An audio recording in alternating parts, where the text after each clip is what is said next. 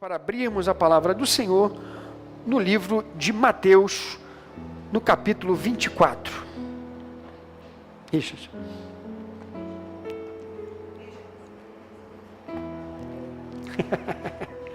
Richard. Mateus 24.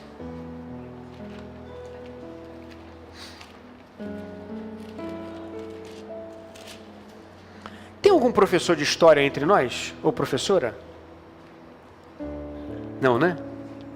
Ou estão com vergonha de falar? Eu não vou pedir participação aqui não, é só para saber mesmo, né?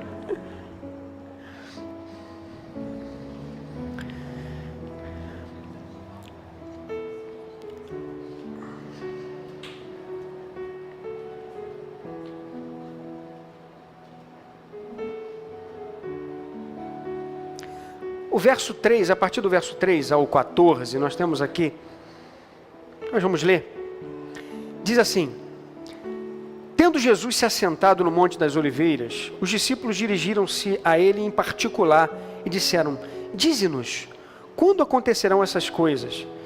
E qual será o sinal da tua vinda e do fim dos tempos? Jesus respondeu: Cuidado que ninguém os engane, pois muitos virão em meu nome, dizendo, eu sou o Cristo, e enganarão a muitos. Vocês ouvirão falar de guerras e rumores de guerras, mas não tenha medo. É necessário que tais coisas aconteçam, mas ainda não é o fim. Nação se levantará contra nação, e reino contra reino. Haverá fomes e terremotos em vários lugares.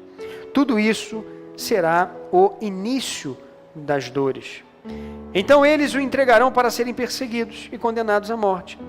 E vocês serão odiados por todas as nações por minha causa. Naquele tempo muitos ficarão escandalizados, trairão e odiarão uns aos outros. E numerosos falsos profetas surgirão e enganarão a muitos. Devido ao aumento da maldade, o amor de muitos esfriará. Mas aquele que perseverar até o fim será salvo. Fecha os teus olhos, Pai. Nós lemos a Tua palavra, Senhor. A palavra é a revelação de Deus, a humanidade está aqui contida.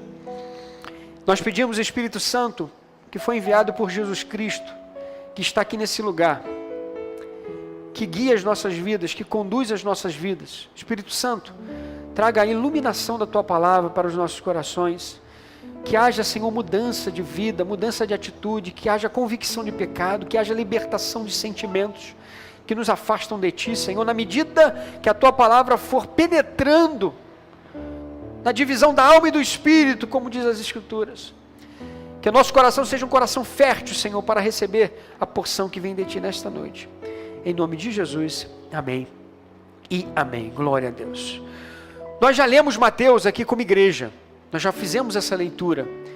E toda vez que nós passamos por Mateus 24, nós estávamos conversando no sábado, lá no nosso lazer, e aí eu conversando com o pastor Renato, com os irmãos, a gente vai falar sobre os finais dos tempos, né? A volta de Jesus. O pastor Renato, Mateus 24, não é isso? Mateus 24, o clássico, né? E aí eu quero fazer uma retrospectiva com você, por isso que eu perguntei se tem algum professor de história, para nós começarmos a entender o pano de fundo da humanidade e começarmos a entender como a palavra de Deus vem se cumprindo no tempo determinado por Deus, no tempo que Deus estabeleceu. E ele então chamou aqui de tudo isso será o início das dores. Momentos de aflição e lutas como início das dores. Como aquela mãe que está sendo preparada para dar à luz. Você começa a ter aquelas contrações de tempos em tempos. Desde as primeiras civilizações, vamos fazer um retrospecto aqui. Os sumérios, babilônios, caldeus, assírios, o Egito Antigo, a Grécia, nós temos registros de grandes conflitos. Se nós pararmos e olharmos os filmes da época, você vê claramente aquelas guerras sangrentas, homens morrendo e matando por uma causa. Vemos grandes conquistas militares, com rios de sangue sendo derramados. Vemos então, ao longo da história, já um pouco mais recente, passando a parte medieval, passando um pouquinho nesse período, o período feudal, e nós aprendemos isso na escola, né? Onde os servos, que eram praticamente escravos, né? Eram explorados duramente pelos seus senhores. E aí você começa a ver as grandes cruzadas na história também, a expansão comercial, os movimentos revolucionários e filosóficos, como o absolutismo, o iluminismo, entre outros.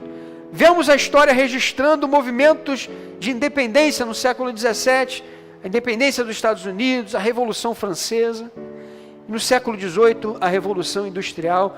Todos esses movimentos acontecendo de forma global, mundial, afetando a vida dos seres humanos. E eu diria para você, olhando para a história e vendo tudo isso, é quase que a gente chega à conclusão de que era inevitável para o progresso da humanidade, para que as coisas fossem acontecendo, para que as coisas fossem melhorando, o progresso do mundo, para a proposta da Revolução Industrial, você criar produção em larga escala, né? Gerar emprego, acabar com a fome, a miséria. E aí eu me faço uma pergunta, diante de todos esses acontecimentos, diante de expansão, de conquista, continuamos ainda num cenário mundial caótico. Nós ouvimos falar de pessoas vivendo de uma forma terrível, com necessidades básicas não supridas. E eu não vou muito longe. Se nós olharmos no nosso estado, nós podemos encontrar situações dessa natureza, sim ou não? Sim. E depois de tudo isso ter acontecido, desses feitos, o que pode ter dado errado, né? Fica essa pergunta. E nós sabemos a resposta, que o homem, ele não quer ouvir, não quer obedecer à voz do Senhor. Nós vemos uma desigualdade social gritante. E se o homem tivesse um coração tão bom, pensa comigo, tem gente que não consegue. Eu vou falar do estado do Rio de Janeiro, lá o Sérgio Cabral, ele falou, olha, eu fiquei viciado em ganhar dinheiro, não sabia nem mais onde botar o dinheiro, não sabe nem para onde dar destinação. O que custa você e eu, mediante possibilidades que o Senhor nos dá, o que nos custa ajudar o outro irmão, ajudar o próximo? Deus nos deu a oportunidade, nos dá a oportunidade de termos essa consciência nessa noite. E a humanidade chegou aonde chegou, está onde está, porque o egoísmo, ele falou mais alto, o individualismo falou mais alto. E aí você vê esses movimentos todos e, algum tempo depois, o capitalismo que se instala, entra em uma crise. E alcança todo mundo essa crise. De onde então se levantam os famosos regimes totalitários, né? Nós vemos falar de fascismo, ouvimos falar de nazismo, e a história vem sendo construída. E ainda no século XIX ocorre a Segunda Guerra Mundial, onde o Japão é atingido por aquela bomba que levou o nome da cidade que pegou, né? Como é que é o nome? Hiroshima, né? É isso? Hiroshima, Nagasaki, né? O pessoal completou a frase aí para ficar no local. Com o fim dessa grande guerra, acho que a humanidade falou, bem, agora está pacificado, não melhorou, as coisas não foram conclusivas. Com o fim dessa grande guerra, os conflitos continuaram. Aí surge então a Guerra Fria, a União Soviética, com os Estados Unidos, aquela guerra de nevo. E aí aparece também no contexto a Guerra do Vietnã, conflitos étnicos, religiosos, que até hoje perduram.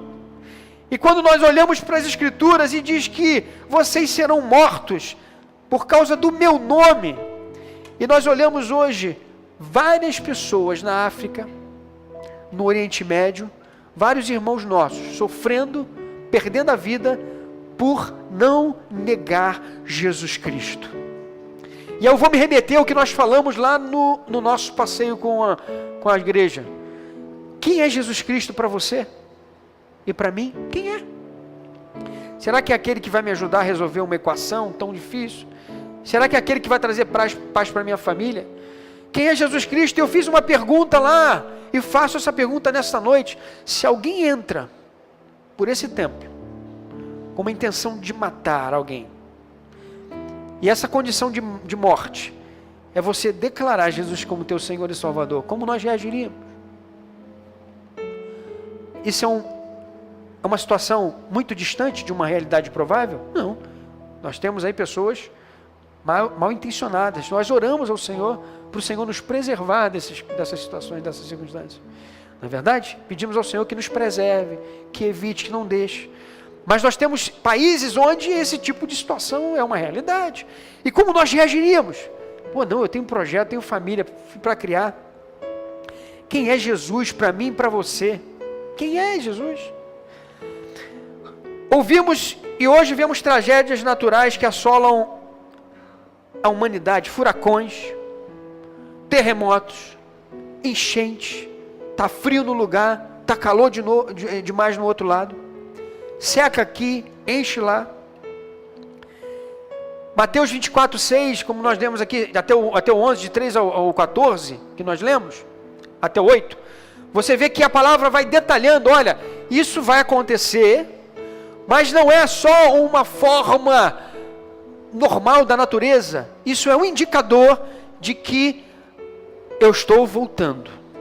Eu vou repetir, tudo isso que já nós falamos aqui, Jesus já havia predito isso. Ah, mas antes de Jesus já acontecia? Acontecia. Mas você vai vendo um fator chamado simultaneidade. As coisas vão começando a acontecer em uma escala maior e de forma simultânea.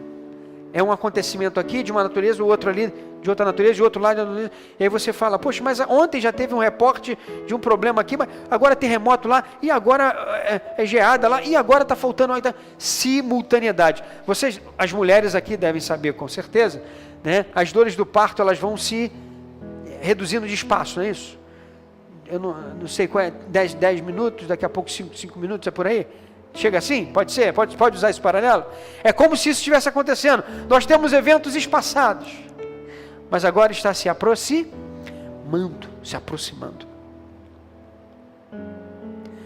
Te chamo a atenção para o verso 37 desse capítulo.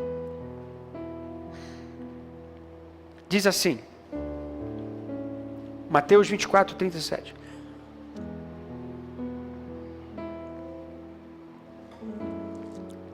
Como foi nos dias de Noé, assim também será na vinda do Filho do Homem. O que aconteceu com Noé? Todos nós conhecemos essa história de cós salteado, quase que, né? Pelo menos quem participa das escolinhas. Nós vemos que Noé começou a construir um barco, uma arca, num tempo onde não chovia com tal intensidade, não tinha, ou não chovia na época, né? Não chovia. Era um fato improvável, era coisa de doido. E aí os homens, mediante essa atitude completamente adversa, né? Eles ficaram de forma indiferente. Isso é doideira, isso é maluquice. Eu imagino, teve um filme recentemente, do Noé de, não sei da quanto, lembra de um filme que teve? Esquisito, né? E aí o cara... Não, na verdade foi um filme onde um rapaz, Deus aparecia para ele, o Morgan Freeman, que ele tinha que fazer uma arca porque tinha um projeto. A volta do Todo-Poderoso Deus. E aí, a família dele começou, você tá doido? Imagina, né? Quando aconteceu, Noé falou para a esposa, a gente tem que construir uma arca. Ela falou assim, para passar o final de semana onde que você quer construir? Não, é porque tem um projeto grande que Deus estabeleceu e nos chamou, aleluia.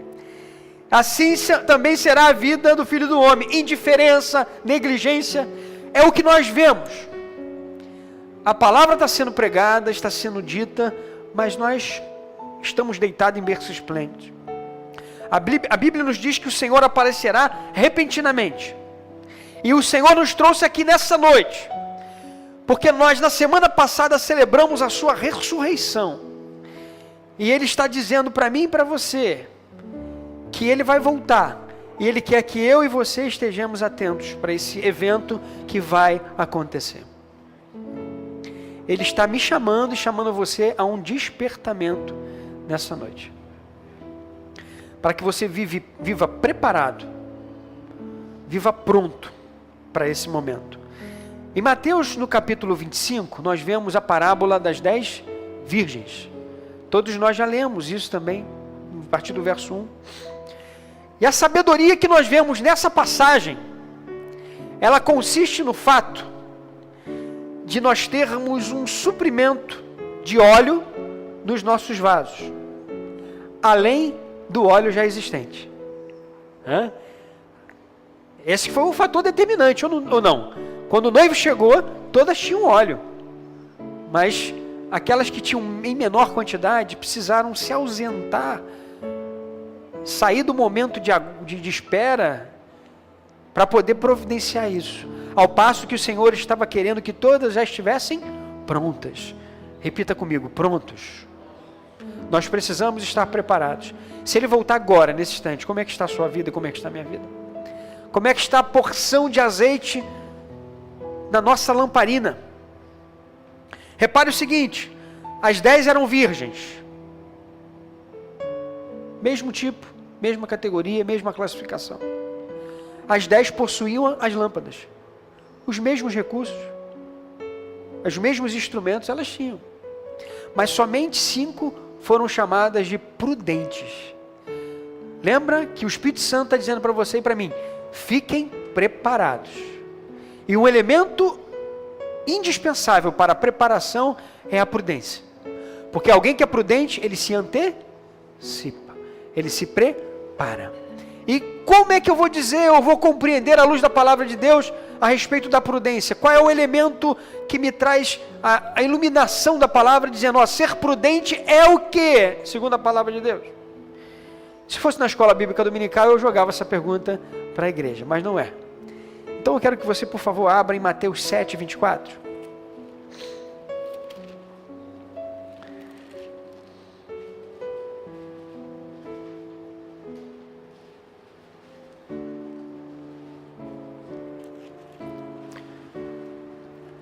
Aleluia, glória a Jesus. Mateus 7, 24 nos diz assim, portanto, quem ouve estas minhas palavras e as pratica, é como um homem prudente que construiu a sua casa sobre a rocha. Então a Bíblia está me chamando a você nesta noite para sermos praticantes, vivermos a palavra, respirarmos a palavra, termos a comunhão com o Pai. Estar preparado requer sacrifício. Sim ou não? Sim, requer sacrifício. Talvez tenha sido essa razão das 5 virgens insensatas não terem levado uma reserva. Pô, vai pesar, vai dar um trabalho, vai ocupar uma mão, né? Mas a prudência, ela nos alerta de que é necessário que para vivermos essa jornada, nós precisamos ter suprimento. Pois nos dias anteriores ao dilúvio, nós não podemos deixar de considerar os acontecimentos que se avolumam. E vejam o que a palavra de Deus diz sobre a própria natureza. Olha como a natureza ela está inserida e aguardando com expectativa o que nós estamos aqui declarando, a volta do Redentor do Senhor, porque Ele vai restaurar todas essas coisas. E eu quero ficar da parte de dentro do muro da Nova Jerusalém. Eu não quero ficar do lado de fora da Nova Jerusalém, eu quero ficar dentro. Eu quero andar em ruas de ouro, né? Receber o tesouro. Aleluia. Abra sua Bíblia em Romanos 8. É bom que nós vamos esfolhando a palavra. O Espírito Santo vai ministrando nos nossos corações. Romanos 8, 19.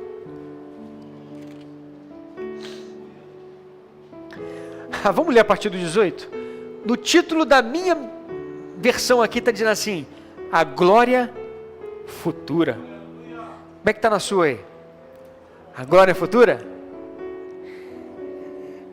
Aleluia. Considerando que os nossos sofrimentos atuais não podem ser comparados com a glória que em nós será revelada. Eu vou repetir isso aqui porque é bênção demais isso aqui. Considerando que os nossos sofrimentos atuais, não podem ser comparados com a glória que em nós será revelada.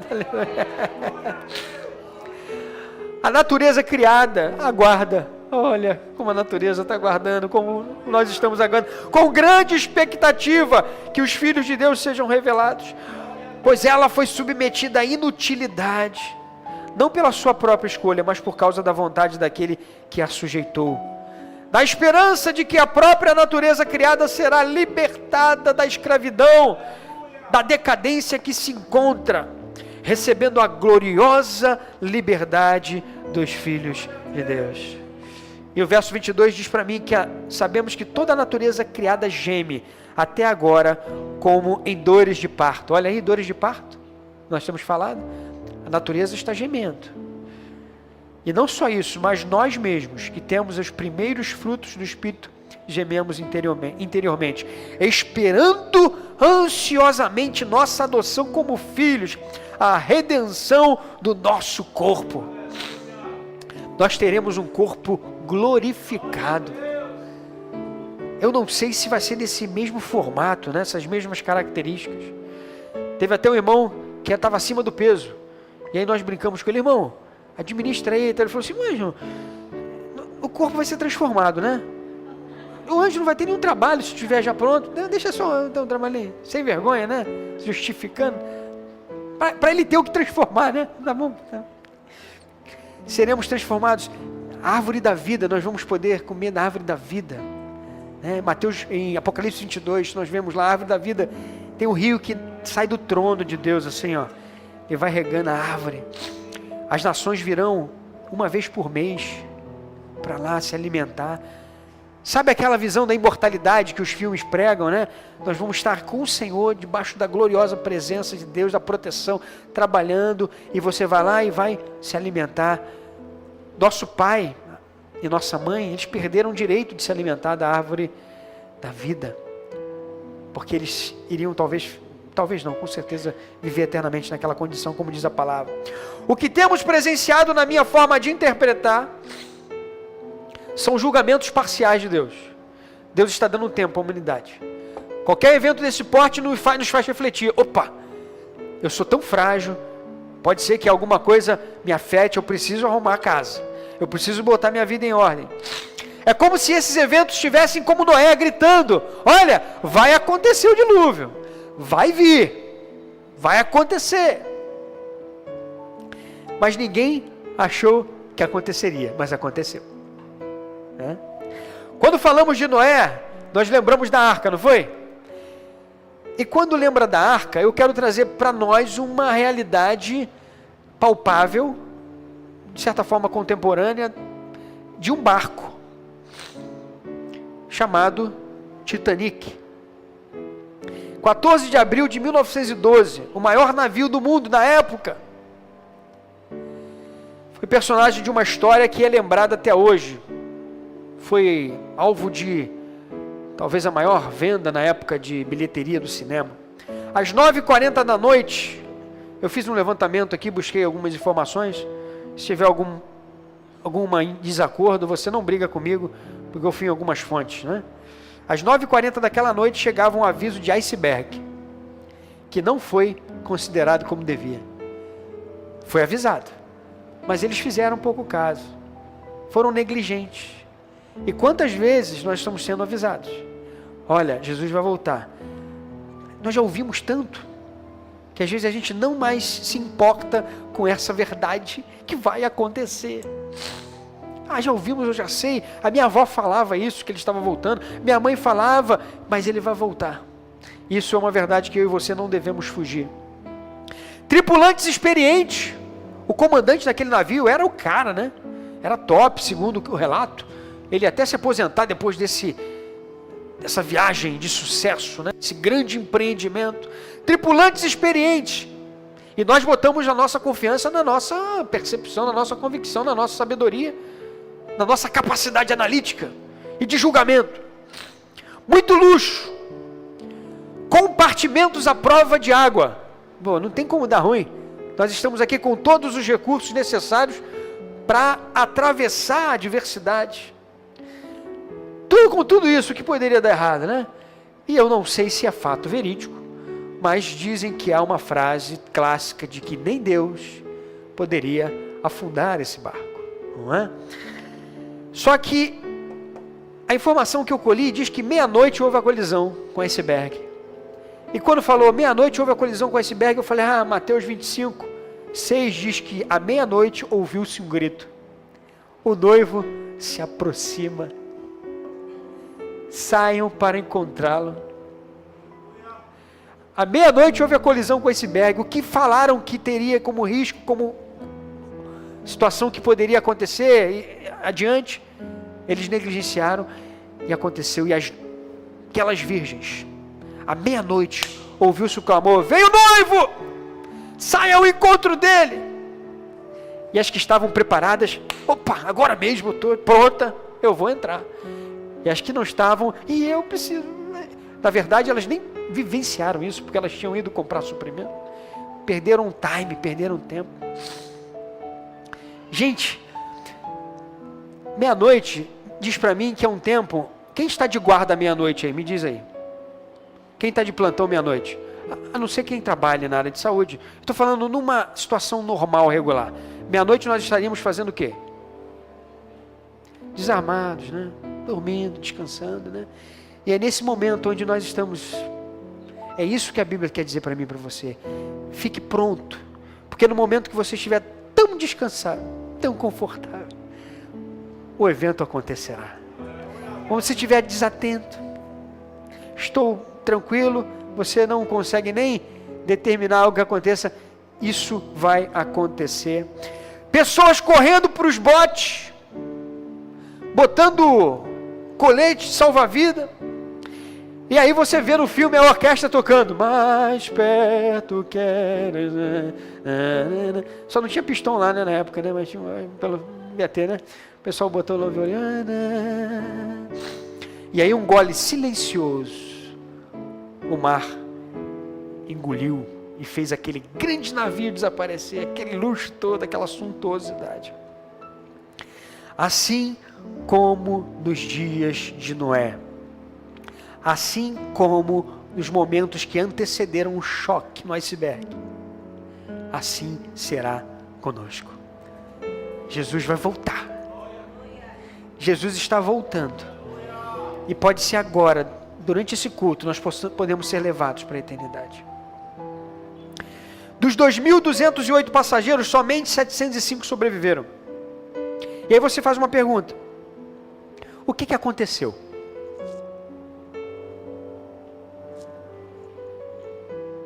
Imprudência?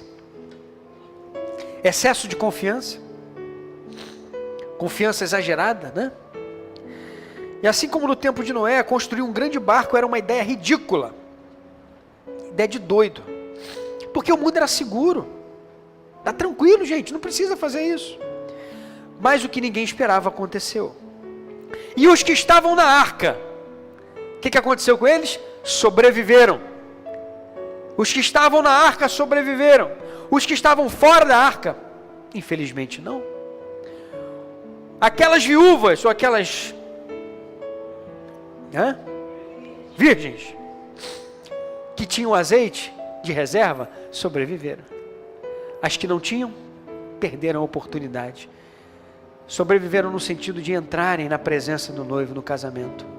Então o que o Senhor está dizendo para mim e para você: olha, está cômodo, você está seguro, está confortável, mas não fique sem atenção, não fique disperso. Mantenha esse suprimento constante, atenção às notícias, atenção aos alertas, atenção à necessidade de vigilância constante. Por isso que nós vamos fazer 1 hora. Jesus no jardim do Getsêmani falou para os discípulos: vocês não podem vigiar comigo nem 1 hora pelo menos. Eu não me aprofundei nessa passagem, mas eu não sei se é 1 hora literal ou por um período de tempo. Mas não importa, o importante é que eu e você precisamos reservar um tempo de qualidade com o Pai. E às vezes é difícil, mas faça isso, porque nós precisamos encher as nossas vasilhas de suprimento. 2 situações similares: total desatenção aos avisos, exagerada confiança na força, na máquina, nos recursos próprios. Estamos levando a sério os avisos de Deus? E na medida que eu fui escrevendo esses textos, eu me olho no espelho, como por espelho. Será que eu estou tão acomodado? E toda vez que eu vou pegar para estudar a palavra, às vezes eu já tenho algum rascunho pronto, eu fico assim: será que Deus quer que de fato eu faça uso desse rascunho pronto? Ou Ele quer que eu reflita mais profundamente, porque aquele rascunho foi para aquele momento. E eu começo a me criticar. E eu tenho dito para os irmãos, são 3 mensagens semanais, tem que gastar um tempinho, investir um tempinho para você ter um estudo de qualidade. E quando eu não consigo fazer, eu me sinto o pior dos piores. Ai, Senhor, tem misericórdia. Nós fomos bater a bolinha ontem lá, né?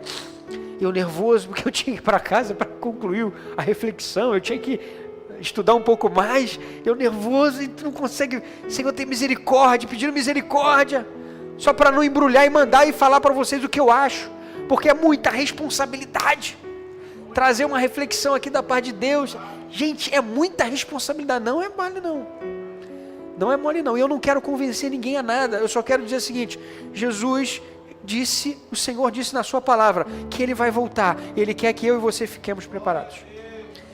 Essa é a mensagem do Senhor para mim e para você. Corrija o que precisa ser corrigido. O tema no acampamento foi santidade. Santidade. Se preserve, se reserve para o Senhor. Porque é muito sério, é um investimento para a eternidade. Não é um investimento, não é tolice não, gente, é um investimento para a eternidade. É algo muito sério que nós não damos conta e não damos o valor devido como esses homens. Tanto na época de Noé, quanto aqueles que tinham a responsabilidade de conduzir o navio. Você consegue avaliar tudo o que está acontecendo a partir dessa perspectiva? Faça isso se você ainda não fez. Em João 14,6, Jesus se apresenta como o caminho. Eu sou o caminho, a verdade e a vida. Ninguém vai ao Pai senão por mim. Minto, ninguém vem ao Pai senão por mim. E quando fala ninguém vem ao Pai, você já percebeu a palavrinha? Ninguém vem. Eu recebi um convite de um amigo que é vizinho, que é testemunho de Jeová. Gente boa toda a vida. A gente se cruza lá no estacionamento. Ô meu irmão, um abraço. Ele me convidou para participar da Santa Ceia deles. Você pode ir lá, vai ser na Páscoa, né? Foi a sexta-feira. Um momento mundial da... Aí eu falei, poxa, eu não vou poder ir, porque eu estava lá no retiro e tal. Eu falei, poxa, mas eu vou lá um dia para ver. Aí ele falou, vamos conversar? Eu falei, vamos. E ele com aquela pastinha, né, já característica deles também. E aí eu vou fazer uma pergunta para ele. Eu sei que Jesus para ele não é divino, né? Eles não reconhecem a divindade de Jesus, não é isso? E aí eu vou levar essas questões para ele, eu quero ouvi-los. Eu quero ouvi-lo. Por que eu deveria temer um diálogo com alguém que discorda ou veja diferente de mim? Eu preciso estar convicto do que eu creio.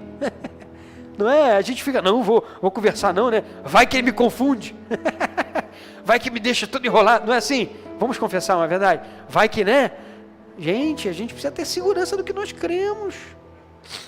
Palavra de Deus. E ele vai expor o que ele vai expor e vai colocar lá. E aí eu vou falar para ele, eu quero ver na sua Bíblia aí, eu não sei se a Bíblia deles é igual? É igual ou não?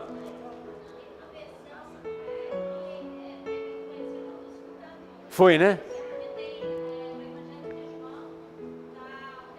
Ok. Eu vou tentar fazer alguns paralelos. Então ela pode dar testemunho disso. Depois eu vou conversar com você, Gi.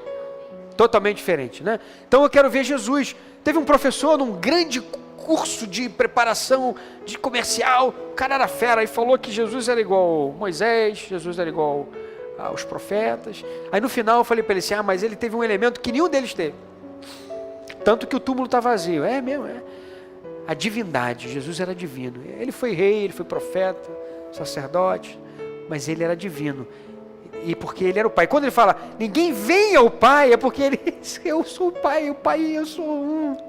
Ninguém vem ao Pai senão por mim. Então ele é o caminho. Se você quer entender por onde caminhar, por onde começar, qual direção tomar, comece por Jesus. Não comece pela religião, não comece pela tradição religiosa, não comece pela religiosidade, porque você vai ser vazio. Você vai cumprir protocolo. E nós vamos falar isso, se Deus permitir, na quinta-feira. A diferença entre religiosidade e religião, o que o Senhor espera de mim e de você, na prática. Tem que ser prático, porque senão a gente fica perdido. Então o caminho é Jesus, eu sou o caminho. A verdade e a vida, ninguém vem ao Pai senão por mim. E quando você vai pelo caminho, você vai encontrar a porta do aprisco. A porta lá de onde as ovelhas ficam. E Jesus fala assim, eu sou a porta também. E João 10, Verso 7, Ele é a porta das ovelhas, Ele é o caminho, Ele é a porta por onde nós devemos entrar. E aí não dá para escapar desse amor glorioso, né? E aí nós vemos em João 3,16, que Deus amou o mundo de tal maneira, que deu o seu Filho, para que todo aquele que nele crê, não pereça, mas tenha vida eterna. Eu vou fazer um paralelo aqui dentro do contexto, é como se Deus falasse assim, olha, vocês estão perdidos, e vocês vão morrer, afogados. Eu vou mandar um bote para vocês, e nesse bote está escrito assim, Jesus Cristo de Nazaré. Se você entrar nesse bote, você vai ser salvo. Ele veio te salvar, veio buscar e salvar o que se havia perdido. Deus, Ele amou de tal maneira, falou assim, não, eu vou dar o escape. É Jesus Cristo de Nazaré, por Ele que nós estamos aqui nessa noite. E Ele se faz presente nesse lugar, na pessoa do Espírito Santo, que Ele disse, eu vou para o Pai, eu vou mandar outro Consolador. O Espírito Santo está aqui conosco. O Espírito Santo de Deus está aqui conosco. E nós temos pedido a Ele que nos oriente e dê a direção. Então eu quero que você saia nesta noite com algumas decisões a serem tomadas. Não seja negligente à voz de Deus. Se Deus está falando contigo, tome uma decisão. Jesus Cristo é o Senhor. Aceitá-lo como Senhor e Salvador. Entregar a sua vida. Obedecer, lembra do homem prudente? É aquele que obedece a palavra. É isso que o Senhor espera de mim e você. Não seja preguiçoso ou preguiçosa. Deus quer que você leve o suprimento, sim. Enche a sua vasilha aí. Vai enchendo e deixa transbordar de Deus. Aproveite essa semana que nós fizemos essa provocação. E nós vamos sempre tentar propor algo para que você se sinta motivado a fazer. Porque a avalanche de coisa nos consome e nos deixa atordoados. Então vai lá, reserva uma hora de qualidade. Pensa no primeiro amor. Aquela conquista. Pô, tem que ser de qualidade. Melhor perfume, melhor roupa, né? Vamos falar para os homens, faz até a barba, né? Penteia o cabelo para estar com Jesus. De qualidade. Presença dele. Senhor, estou aqui contigo no diálogo, né? Exageros à parte, né? Porque o Senhor quer ver o teu e o meu coração. Não adianta nada exterior e a gente está lá só para, vou fazer porque tem que fazer. Não, nada disso. Não seja preguiçoso, não seja imprudente. E outra coisa que eu vou dizer para você também, que para servir a Jesus, tem que ser corajoso e corajosa mesmo. Então não tenha medo de tomar a decisão que Deus quer que você tome. Gente, veja bem, a palavra de Deus é clara. As 5 que foram tolas, elas não deram crédito, elas postergaram a decisão. E Deus me trouxe aqui, trouxe você para dizer assim, a decisão é para hoje, é para agora. Porque o amanhã, quem sabe do amanhã? Ninguém sabe, nenhum de nós sabe. Então Deus está nos dando essa oportunidade. E quer saber como você está no bote? Quando você começa a tomar essas decisões, diz aqui em João 14:2, diz assim, digo-lhes a verdade, aquele que crê em mim fará também as obras que eu tenho realizado. Fará coisas ainda maiores do que estas, porque eu estou indo para o Pai. Quando você está no bote, você se parece com Jesus, você age como Jesus. Você tem as características dele, você começa a reproduzir Jesus Cristo na sua vida.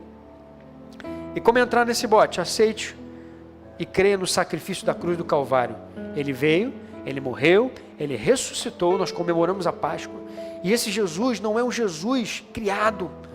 Estude, pesquise, critique mesmo a sua fé, a sua crença. Nós estávamos falando no carro hoje de manhã. Eu falei para as minhas filhas, estava atrás do banco assim, eu falei assim, se nós fôssemos do candomblé, talvez vocês seriam do candomblé hoje. Porque você acaba indo, influenciado, não é isso? Seria algo natural. Então, portanto, critiquem a fé de vocês. Tomem a decisão de vocês. Vocês têm que... Eu aceitei Jesus como meu Senhor e Salvador. Como aconteceu com o nosso irmão querido aqui, a família, o filhinho dele, 6 anos, né? Chegou em casa, mamãe, eu aceitei Jesus na escolinha aqui. Eu aceitei Jesus como meu Senhor e Salvador. Ele deu testemunho.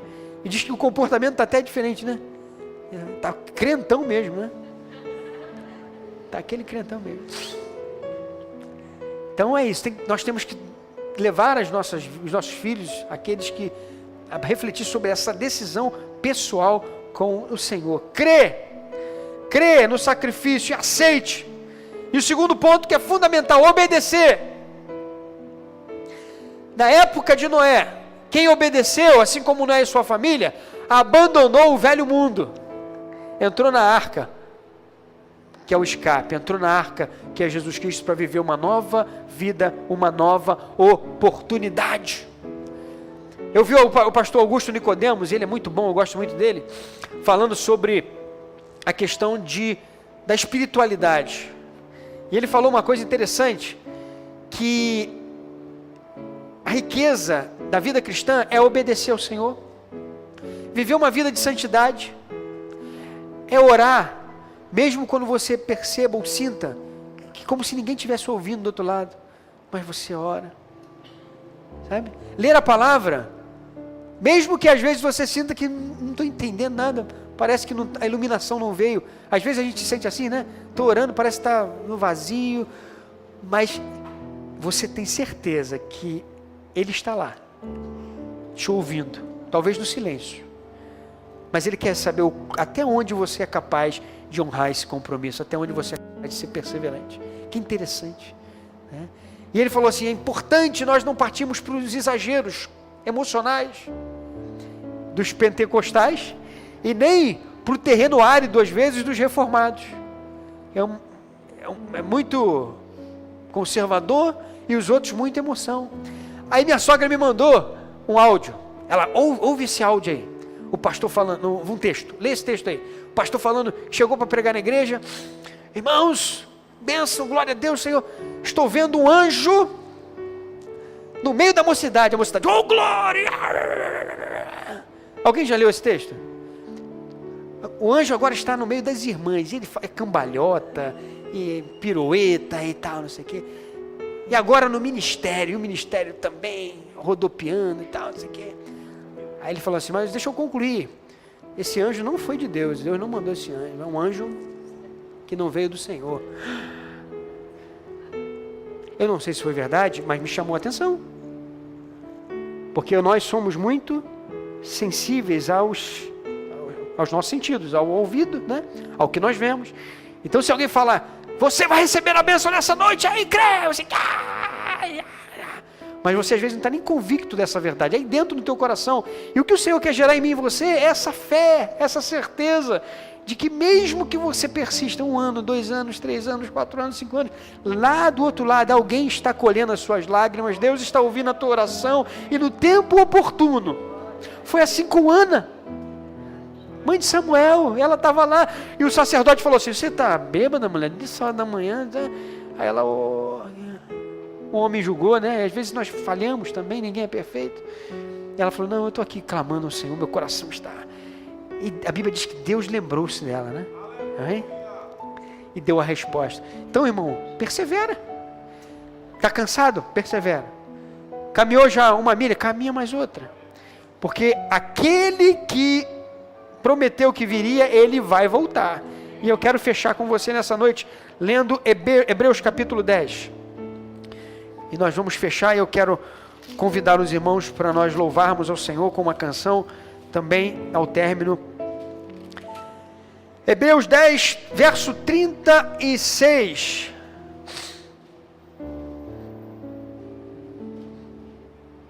Ao 38. Olha o que o autor sagrado diz para mim e para você.